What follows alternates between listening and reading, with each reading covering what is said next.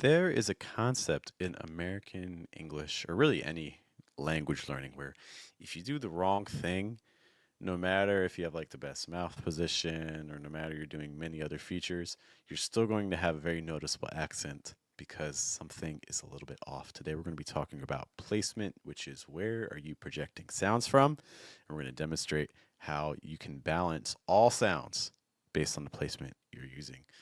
Good morning, guys. Good evening. Good afternoon. Welcome to your daily American English pronunciation show, which is Wake Up American. We're here Monday through Friday, typically right around 7 to 8 a.m. New York, to make sure that you can get in your 5 to 10 minutes of pronunciation practice for a day. Because, hey, that's what it takes. It takes showing up for yourself. I try to show up for you guys. Good morning, good evening, good afternoon. Like I said, my name's Jeff. It runs with breath. It's one of the four keys to a natural sound, including placement, pitch, breath, trying to weaken your consonant sounds in order to strengthen your vowel sounds. Let's talk about what placement is. But let's begin by just talking about the E sound. So most of your languages, if you're watching this, have an E. Okay, but in your first language, maybe it sounds a little bit more like E, or something like that, or like E. Whereas in American English, the equivalent sound is more like E. But just because American English is using a lower placement, that's what you can hear, that like E versus that E. I'm projecting from a lower spot, I'm moving down. Just because American English usually is going to use a lower placement doesn't mean it's always going to be there. So something I want you to begin practicing a little bit or thinking about is just kind of moving your placements around, but trying to be consistent. Okay, so if you're doing a high placement for some sounds, keep everything there. If you're using a low placement for sounds, keep everything there. Okay, to give an example, we're just going to use a couple vowels. We're going to use some major ones that a lot of our languages share. We're going to use the A, the E, the I, the O, and the U sound. Okay, because so many of our languages have that. Um, so what we're going to do, let's begin by just using a high placement. So I want you to try to project all of your sounds relatively high. See if you cannot move the placement, even if your mouth moves and things like that. So to give an example, like A, E, I, O, U. A, E, I, O, U. Do you see that everything's kind of being projected from the same spot there? So that's kind of what I want you to aim for. Okay? So again, A, E, I, O, U. Hello to Alyssa. Thanks for being with us.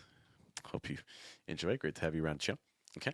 Let's try to move that placement down by our lips. So I want you to produce all of your sounds right here by your lips. A, E, I, O, U. See that my lips don't really need to change much, but you can hear that all the sounds are being produced from roughly the same spot. A, E, I, O, U. Okay. Let's try to put that by your nose. Put all the sounds by your nose really here. So again, A, E, A, E, I, O, U. Do you hear everything I'm saying right now is coming through my nose? So put all of your projection. I don't care what you do with your mouth. All of your projection by your nose. A, E, I, O, U. Let's now try to go very low. Try to send your projection down kind of by like your stomach. A little hard to see. There you go. Kind of like around there. Okay, so try to put your projection really low. It's like A, E, I, O, U. A, E, I, O, U. Okay. And then lastly, let's use kind of a placement that's more natural for American English. It's like kind of around our chest, throat area. Try to feel your diaphragm. Your diaphragm is an organ kind of below your chest, kind of like around here. It's below your lungs. Okay, you need it to breathe. If you breathe out, that's your diaphragm engaging. So engage your diaphragm. Try to project somewhere around your chest area. Okay, because this is about where American English is projecting from. So like A, E, I, O, U. A, E, I, O, U. Okay, so the goal of this exercise again is just to kind of change your inflection point, change where you're projecting from, but keep all of your sounds in that same spot. Are you able to do that successfully? What's up to Steve? Good to see you. Okay. So again, trying to project from different spots. Let's just do a real quick final progression. We're going to go high and just kind of work our way down in steps. Okay. Try to keep all of your sounds intact for each step. Okay. It's like A, E, I, O, U. A, E, I, O, U. A, E, I, O, U. A, E, I, O, U.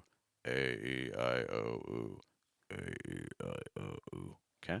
That is just a quick kind of warm up for placement. This is a key component of any language you speak. If you can find out, if you're learning a new language, where is the common projection point? It's always going to move a little bit, but what's the general place where people are projecting from?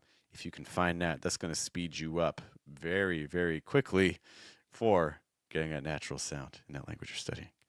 All right, I do have to run to a class, guys. Thank you so much for your time. Ooh, Steve saying I haven't contacted them through Fluent American site. Let me double check because I thought I had.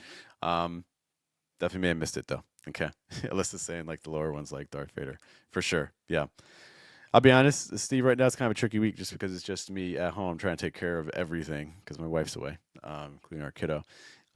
So be patient with me. You can send me another message if you want. Just make sure I haven't missed it because I thought I had responded to everything. Okay. All right. With that, I will see you all later. I hope you guys have a good weekend. Have a good day. Have a good night, and have a good afternoon. Take care, guys.